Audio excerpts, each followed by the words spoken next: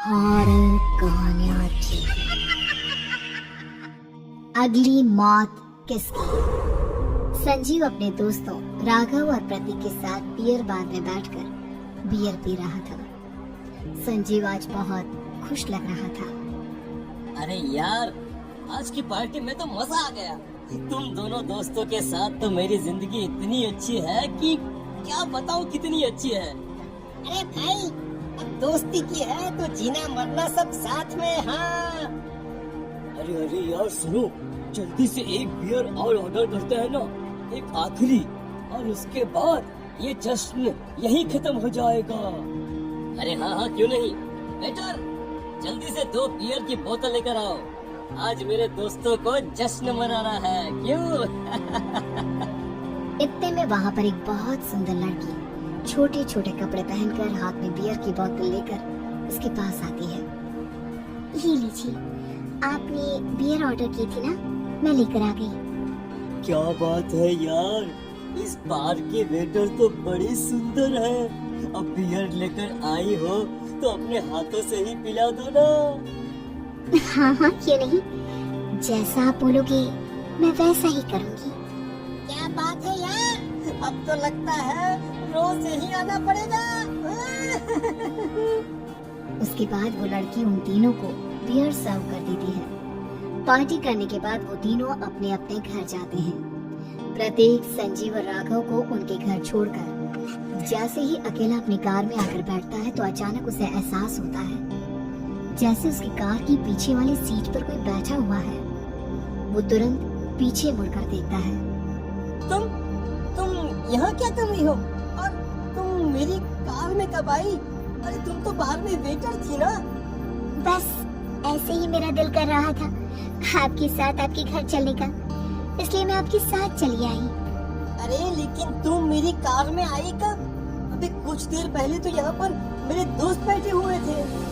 प्रतीक के इतना बोलते ही उस लड़के का चेहरा खतरनाक तरीके से बदल जाता है।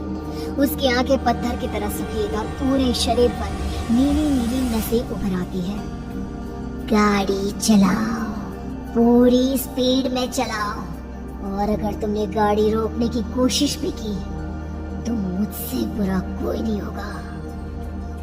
डर की वजह से प्रतीक के पसीने छूटने लगते हैं। उसका शरीर बुरी तरह से कांप रहा था।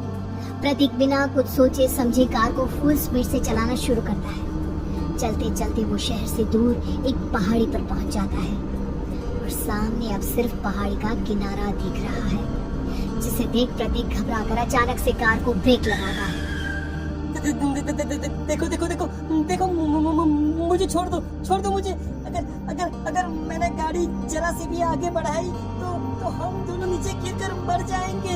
ये तो तुम्हें पहले सोचना चाहिए था ना। अब कुछ नहीं हो सकता।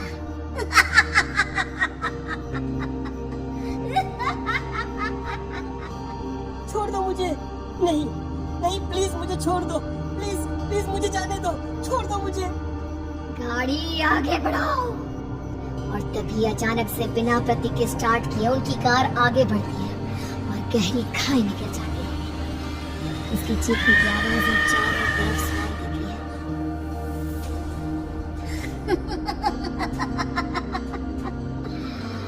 तुझे मारकर मेरे कलेजे में चल रही आग को थोड़ी शांति तो मिल गई, लेकिन अभी ये कहानी खत्म नहीं हुई।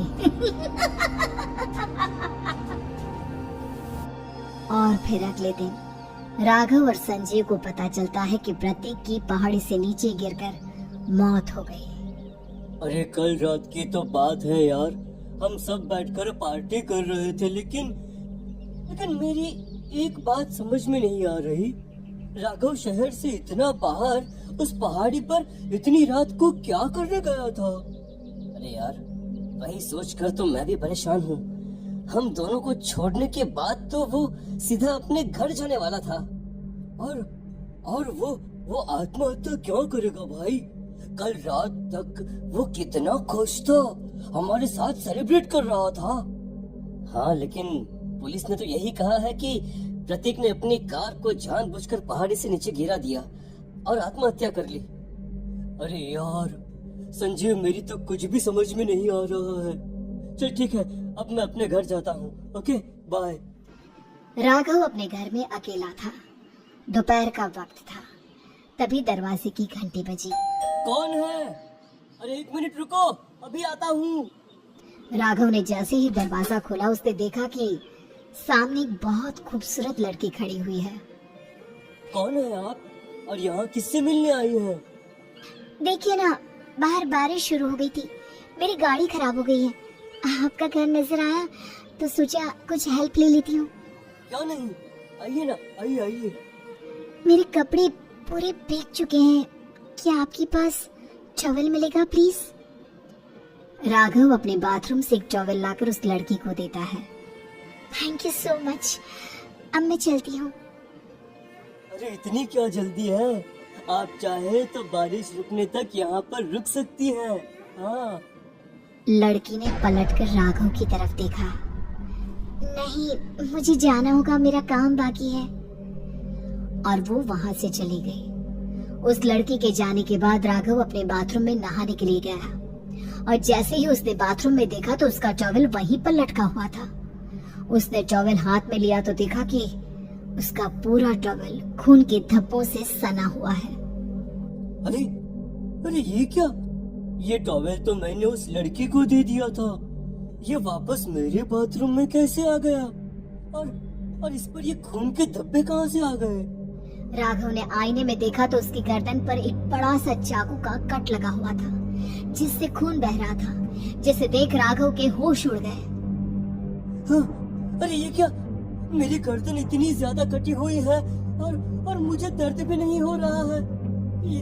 ये क्या हो रहा है मेरे साथ? राघव घबराकर बाथरूम से बाहर आया और अपना मोबाइल उठाकर उसने संजीव को फोन लगाया। संजीव जल्दी से मेरे पास आ जाओ। मुझे लगता है कुछ बहुत बड़ी गड़बड़ है, जल्दी आ जाओ। उधर से आवाज आई, लेकिन वो आवाज संजीव की नहीं बल्कि एक लड़की की थी। कुछ अजीब नहीं हुआ है, बस तुम्हारी मौत तुमसे मिलने आई थी और तुम्हें मार कर चली गई। अब तुम इस दुनिया का हिस्सा नहीं हो राघव, इसलिए तुम्हें अपनी गर्दन के कटने का दर्द भी महसूस नहीं हो रहा। नहीं, ऐसा नहीं हो सकता, ऐसा नहीं हो सकता। कौन हो तुम? तुम्हारी मौत। अब संजीव के पास खबर पहुंचती है कि राघव ने अपने ही घर में चाकू से गर्दन काटकर आत्महत्या कर ली। ये सुनने के बाद संजीव के होश उड़ गए। वो पसीने से तरबतर हो गया और एक अनजाना डर अब उसके दिल को सताने लगा। संजीव के साथ ही उसका एक छोटा भाई राजीव भी रहा करता था। अपने भाई को इस तरह परेशान देखकर राजीव उसके पास आया।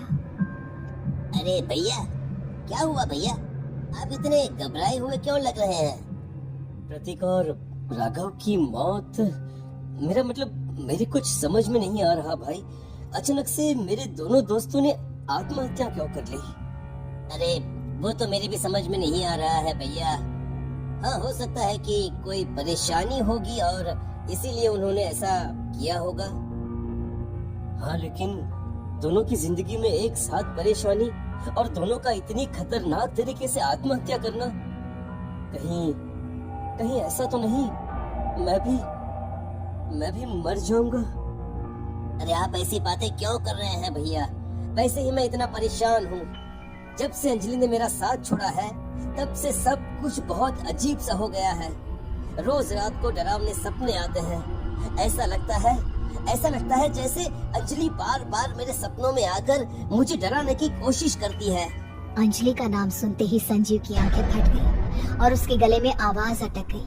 उसके चेहरे पर घबराहट साफ नजर आ रही थी। कौन थी वो लड़की जिसने प्रतीक और राघव को आत्महत्या की आड़ में मौत की घाट उतार दिया? और कौन थी अंजलि जो बार बार राजीव के सपनों में आकर उसे डरा रही थी? अंजलि का नाम सुनकर संजीव इतना घबरा क्यों गया? इन सवालों के जवाब जानने के लिए देखिए इस खतरनाक कहानी का अगला भाग।